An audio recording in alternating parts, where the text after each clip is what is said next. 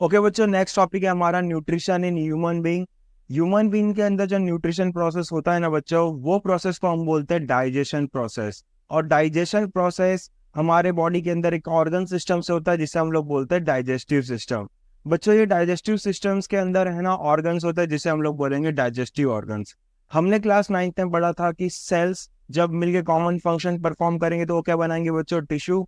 जब टिश्यूज मिलके common function perform करेंगे तो वो ऑर्गन्स बनाएंगे।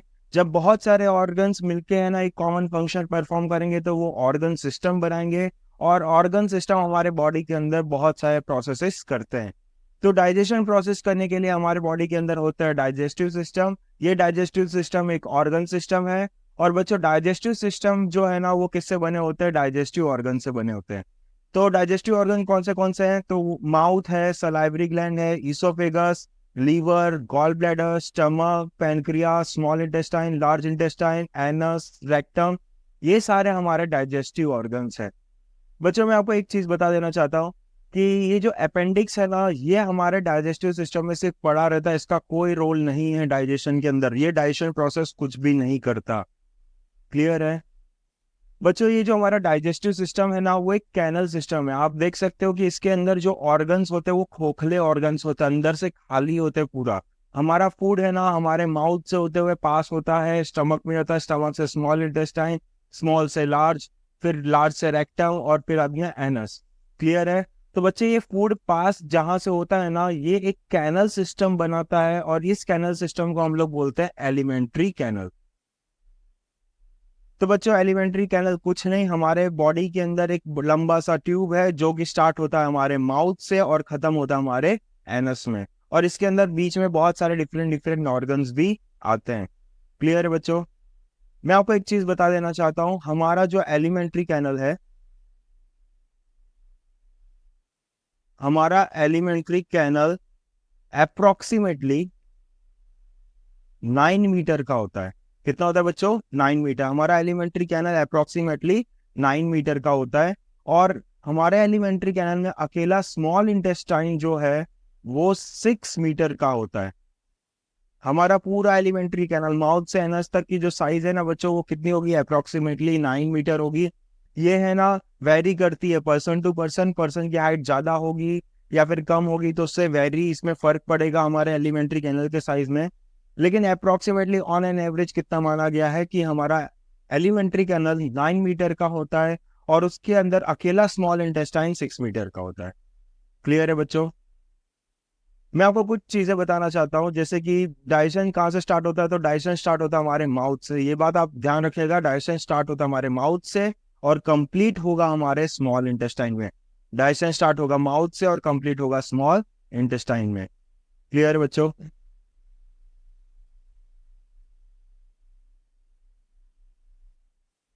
यहाँ पे एक बात गौर करने वाली है।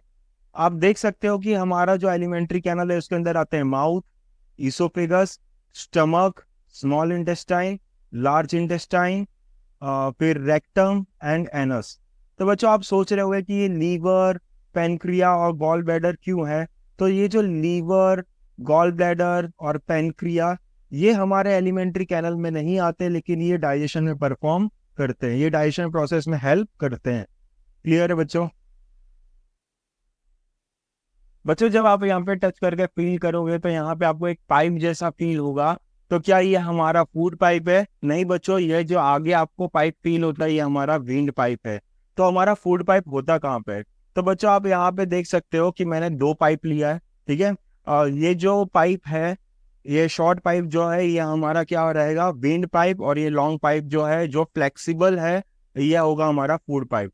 तो बच्चों, जब हम लोग टच करते हैं ना तो आगे हमें कौन सा पाइप फील होता है? विंड पाइप फील होता है, और उसके पीछे क्या होता है? Food pipe. मैं यहाँ पे टर्न होके आपको बताऊंगा। जब हम लोग टच करते हैं तो जो पाइप हमें फील होता है वो कौन सा होता है? हमारा विंड पाइप। और उसके पीछे क्या होता है? हमारा फूड पाइप। क्लियर है बच्चों? ओके बच्चों, अब हम स्टार्ट करते हैं हमारा ह्यूमन डाइजेस्टिव सिस्टम। बच्चों, जब हम फूड को कंज्यूम करते हैं तो फूड सबसे पहले कहाँ पे आता है? हमारे माउथ में। और माउथ के अंदर आप जाओगे तो आपको क्या देखने को मिलेगा? Buccal cavity. माउथ के अंदर आपको एक गुफा ऐसा देखने को मिलेगा, एक कैविटी देखने को मिलेगा, इसे हम लोग बोलते हैं बकल कैविटी। मैं गुफा इसलिए बोल रहा हूँ, गुफा को हम लोग है ना इंग्लिश में क्या बोलते हैं?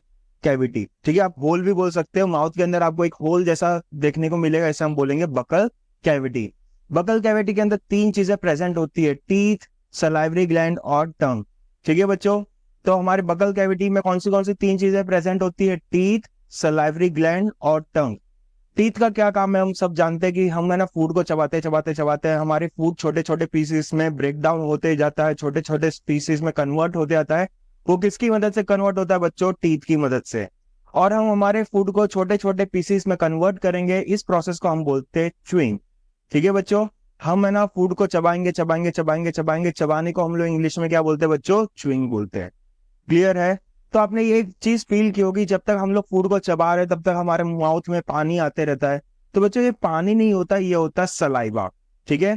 तो ये सलाइवा रिलीज करने का काम कौन करता है, सलाइवरी ग्लैंड। हमारे बकल कैविटी के पीछे ग्लैंड्स होते हैं, उसे हम लोग बोलते हैं सलाइवरी ग्लैंड, और ये सिक्रीट करते हैं सलाइवा। और सलाइवा के अंदर बच्चों प्रेजेंट होता है सलाइवरी अमाइलेस। सलाइवा के अंदर प्रेजेंट होता है सलाइवरी अमाइलेस। ये सलाइवरी अमाइलेस एक टाइप का एंजाइम है बच्चों, ठीक है। सलाइवरी अमाइलेस एक टाइप का एंजाइम है, और सलाइवरी अमाइलेस के लिए मैंने शॉर्ट फॉर्म यूज किया SA। तो सलाइवरी अमाइलेस का काम क्या है बच्चों, कि हम जो भी फूड खाते हैं उसके अंदर क्या प्रेजेंट होता है, स्टार्च प्रेजेंट होता है। तो स्टार्च को सिंपल शुगर में कन्वर्ट करने का काम कौन करता है, सलाइवरी अमाइलेस। तो फंक्शन ऑफ सलाइवरी अमाइलेस क्या है, it convert starch into simple sugar. बच्चों आपको एक चीज जानना पड़ेगा कि ये सिंपल शुगर है क्या, ये सिंपल शुगर कौन सा होता है, स्टार्च किस में कन्वर्ट होता है, तो ये कन्वर्ट होता है माल्टोज के अंदर। सिंपल शुगर कन्वर्ट होगा बच्चों माल्टोज में, क्लियर है। फिर इसके बाद में आता है हमारा टंग। टंग का काम क्या है, रोलिंग ऑफ फूड। ये टंग हमारे फूड को रोल करता है। बच्चों आप यहाँ पे चबा रहे हो, यहाँ से दूसरी जगह आप फूड को किसकी मदद से लाते हो, टंग की मदद से लाते हो। ऐसा तो नहीं कि आप ऐसे मुंडी टेढ़ा करके ठोकते हो तो आपका फूड दूसरे साइड आता है, नहीं बच्चों। फूड को रोल करने का काम कौन करता है, टंग। हमारे फूड को घुमाते जाएगा घुमाते जाएगा घुमाते जाएगा, जिसकी वजह से हमारा फूड और सलाइवा अच्छे से मिक्स हो जाएंगे, प्रॉपरली मिक्स हो जाएंगे। क्लियर है बच्चों। आपने कंस्ट्रक्शन साइट पे देखा होगा, जहाँ पे बिल्डिंग बन रही होती है वहां पे एक मशीन होती है गोल सी, जिसके अंदर हम लोग रेती, कच्ची, पानी, सीमेंट डालते हैं, वो रोलिंग करते रहता है, और सारा हमारा रेती, कच्ची, पानी और क्या बोलते हैं, गिट्टी, ये सब मिल करके क्या बनाते हैं बच्चों, कंक्रीट बनाते हैं। क्लियर है। सेम उसी तरह से टंग क्या करता है बच्चों, हमारे फूड को रोल करने का काम करता है, जिसके वजह से हमारा फूड सलाइवा के साथ अच्छे से मिक्स हो जाए। क्लियर है। हमारे टंग का एक और फंक्शन है जो मैं यहाँ पे मेंशन नहीं किया, लेकिन मैं यहाँ पे आपको लिख के बता देता हूँ। और टंग क्या करता है, हमारे फूड को टेस्ट में हेल्प करता है, फूड को टेस्ट करने में हेल्प करता है। क्लियर है बच्चों। बच्चों जो भी हम स्वादिष्ट चीजें खाते हैं वो हमें किससे पता चलता है, टंग की मदद से। हमारे टंग का एक और फंक्शन है कि हम जब फूड को अपने बॉडी के अंदर निगलते हैं, स्वेलोइंग करते हैं, तो वो किसकी मदद से करते हैं बच्चों, तो हम टंग की मदद से करते हैं। तो टंग का एक और फंक्शन है कि वो फूड को स्वेलोइंग करने में हेल्प करता है, स्वेलोइंग। क्लियर है। हम फूड को स्वेलो किसकी मदद से करते हैं बच्चों, हम फूड को स्वेलो करते हैं हमारे टंग की मदद से। क्लियर है बच्चों। बच्चों जब हम फूड को स्वेलो कर लेंगे तो हमारा फूड जाएगा ईसोफेगस के अंदर। ईसोफेगस क्या है बच्चों, इसे हम लोग कॉमन नेम से जानते हैं, ये हमारा फूड पाइप है। ईसोफेगस क्या है बच्चों, फूड पाइप, ठीक है। ईसोफेगस क्या है बच्चों, हमारा फूड पाइप। जैसे ही हमारे फूड है ना फूड पाइप के अंदर आएगा, इसके अंदर एक मूवमेंट होगा जिसे हम लोग बोलते हैं पेरिस्टेलिक मूवमेंट। आप इसे पेरिस्टेल्सिस मूवमेंट भी बोल सकते हो। अब ये पेरिस्टेलिक मूवमेंट, पेरिस्टेल्सिस मूवमेंट होता क्या है, तो rhythmic contraction and relaxation of oesophagus is called peristaltic movement या फिर पेरिस्टेलिक मूवमेंट। तो बच्चों यहाँ पे आप देखो, ये सपोज करो आपका ईसोफेगस है, फूड जैसे ही अंदर जाएगा तो ईसोफेगस का क्या होगा, कॉन्ट्रैक्शन, ठीक है। और फिर फूड कहाँ खसक के आ जाएगा, नीचे। फिर फूड यहाँ पे पहुंचा और फिर क्या होगा बच्चों, कॉन्ट्रैक्शन, फूड कहाँ खसक के आ जाएगा, नीचे। फिर फूड यहाँ पे पहुंचा और यहाँ पे क्या होगा बच्चों, कॉन्ट्रैक्शन, फूड खसक के आ जाएगा नीचे। तो आप देखते जा रहे हो यहाँ पे क्या हो रहा है बच्चों, कॉन्ट्रैक्शन हो रहा है और ऊपर वाले पार्ट का रिलैक्सेशन हो रहा है, ठीक है। एक तरीके से आप समझ सकते हो पेरिस्टाइलिक मूवमेंट है क्या, तो स्क्वीजिंग मूवमेंट है। मान लो फूड इसके अंदर आ गया, अब फूड को मुझे नीचे लेके आना, तो मैं उसे कैसे लेके आऊंगा बच्चों, स्क्वीज कराते हुए लेके आऊंगा, ठीक है। जिसमें आपको क्या देखने को मिलेगा, rhythmic contraction and relaxation of oesophagus. Clear है बच्चों। ओके बच्चों, अब हम मूव करते हैं हमारे नेक्स्ट ऑर्गन पे, जो कि है स्टमक। इसोफेगस से फूड हमारा कहाँ पे एंटर करेगा? स्टमक के अंदर एंटर करेगा। बच्चों आपको एक चीज याद रखनी पड़ेगी कि हमारा जो स्टमक होता है ना, उसके स्टार्टिंग एंड और लास्ट वाले एंड में एक मसल्स होते हैं, इसे हम लोग बोलते हैं स्पिंचर मसल्स। ये कौन से मसल्स है बच्चों? स्पिंचर मसल्स है। स्पिंचर मसल्स के बारे में हम लोग आगे देखेंगे। तो सबसे पहले अभी हम लोग पढ़ लेते हैं स्टमक के बारे में। बच्चों स्टमक का जो वॉल होता है ना, वहां पे बहुत सारे छोटे छोटे ग्लैंड्स होते हैं, बहुत सारे छोटे छोटे ग्लैंड्स होते हैं। इस छोटे छोटे ग्लैंड्स को हम लोग बोलते हैं गैस्ट्रिक ग्लैंड। और गैस्ट्रिक ग्लैंड तीन चीजें रिलीज करती है। सबसे पहला है HCl, दूसरा है पेप्सिन और तीसरा है म्यूकस। क्लियर है बच्चों? तो HCl का काम क्या है?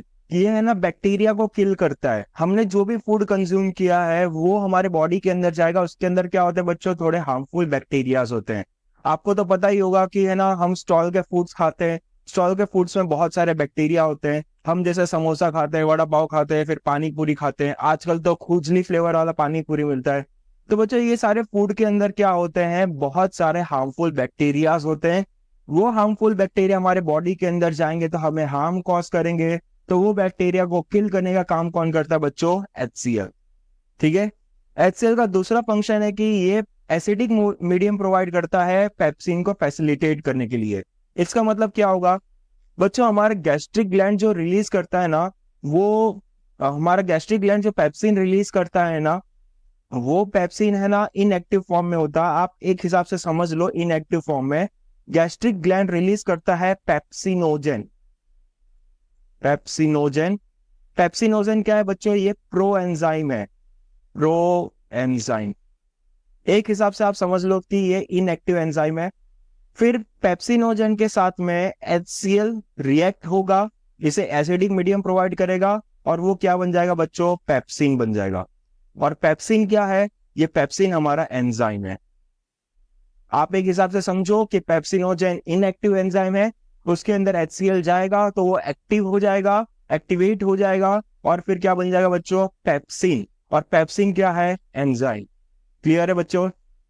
और पेप्सिन का फंक्शन क्या है कि पेप्सिन है ना डाइजेस्ट करता है प्रोटीन को। इसको याद रखने का तरीका मैं आपको बताता हूं। तो बच्चों याद रखना, P फॉर पेप्सिन और P फॉर प्रोटीन।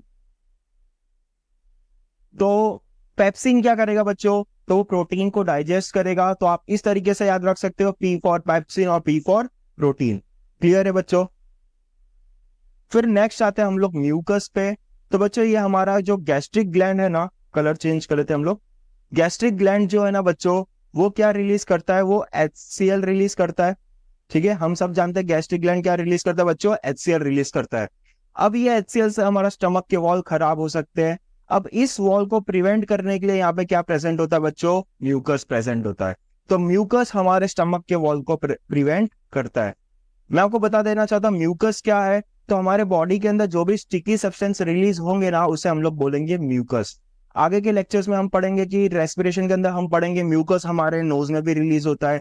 फिर रिप्रोडक्शन में हम लोग पढ़ेंगे कि फीमेल रिप्रोडक्टिव पार्ट के अंदर भी म्यूकस रिलीज होता है। तो बच्चों हमारे बॉडी के अंदर जो भी स्टिकी सब्सटेंस रिलीज होगा उसे हम लोग बोलेंगे म्यूकस। क्लियर है बच्चों? ओके बच्चों, अब हम जानेंगे स्पिंचर मसल्स के बारे में। तो हमारे स्टमक के दोनों एंड्स पे क्या प्रेजेंट होते हैं बच्चों? स्पिंचर मसल प्रेजेंट होते हैं। अब ये स्पिंचर मसल्स क्यों प्रेजेंट होते हैं, इनका फंक्शंस क्या है? तो बच्चों ध्यान से समझना। हमारे स्टमक के अंदर क्या रिलीज होता है बच्चों? HCl। ठीक है, मान लो ये हमारा स्टमक है, इसके अंदर क्या रिलीज हुआ है? HCl।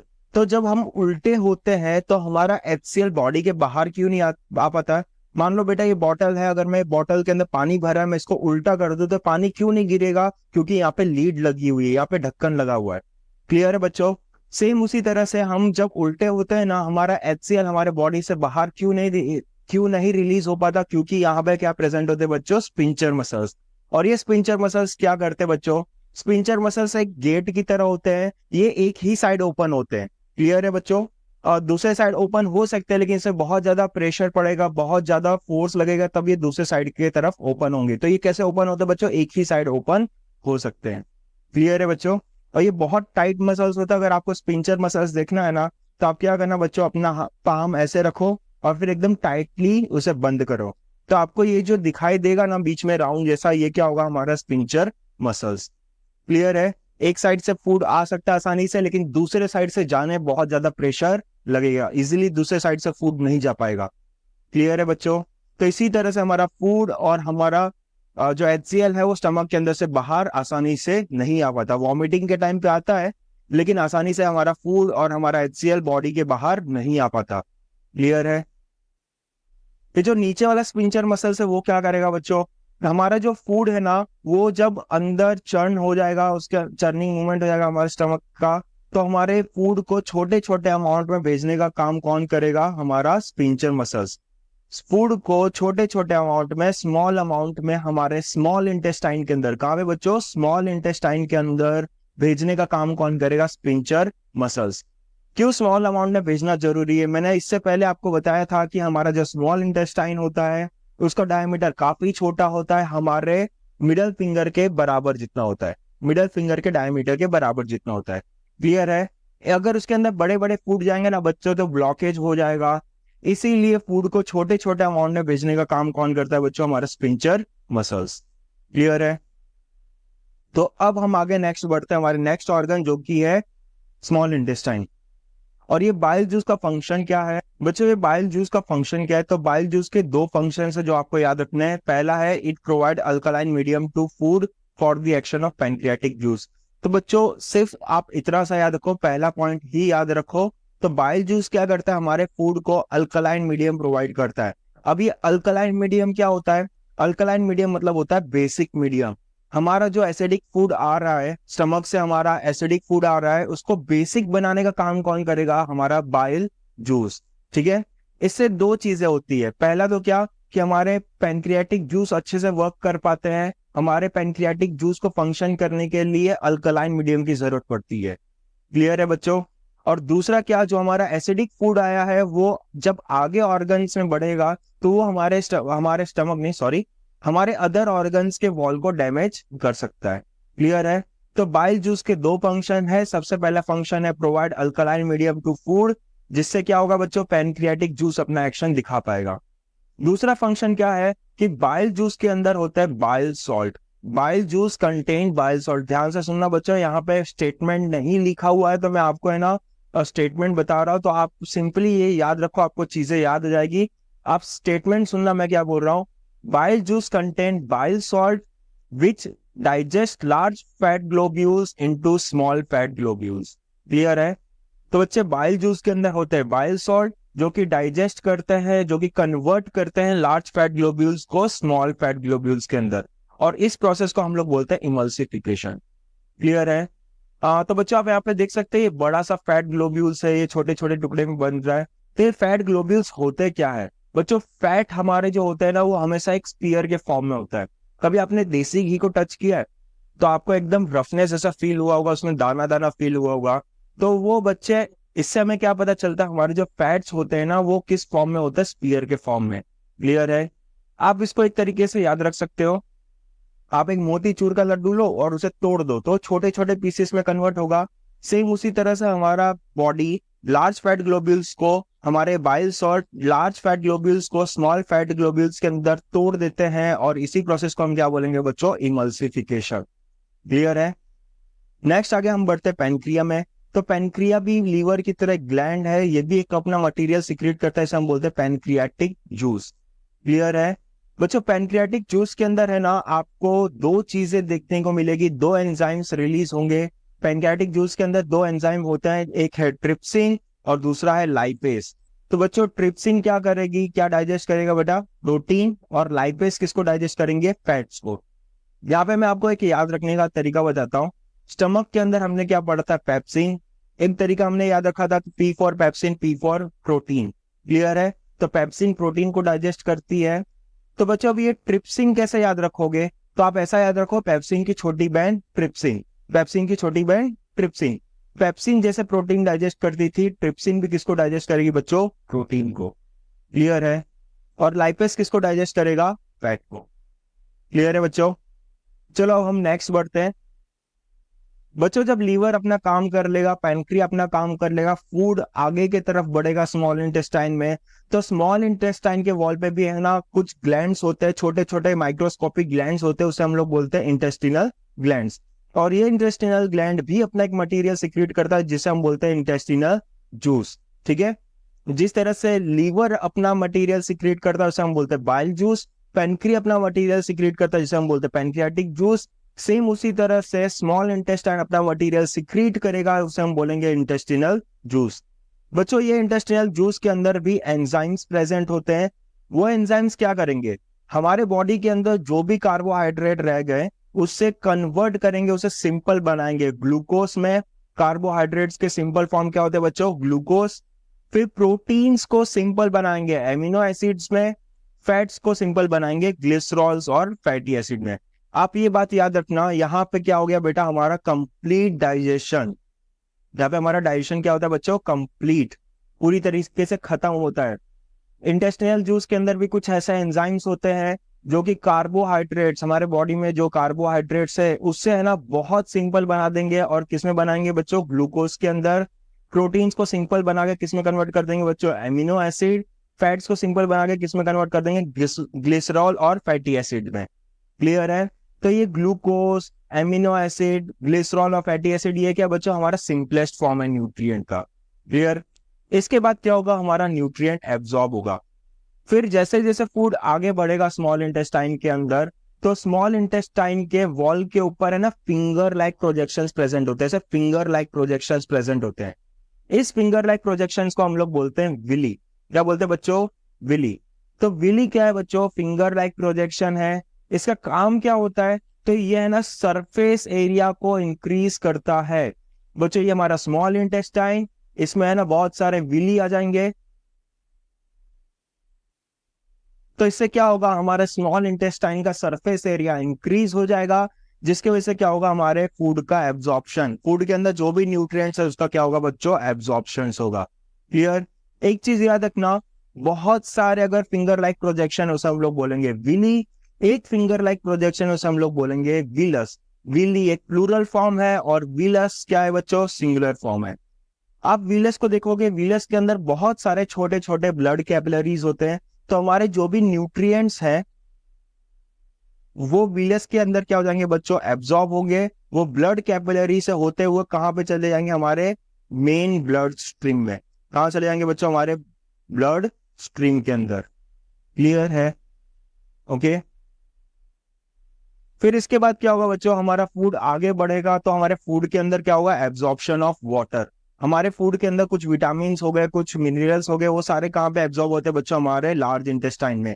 तो लार्ज इंटेस्टाइन का फंक्शन क्या है, absorption of water, vitamin and propelling faeces to the rectum. ये फीकस मतलब क्या होता है, फीकस मतलब होगा हमारा वेस्ट।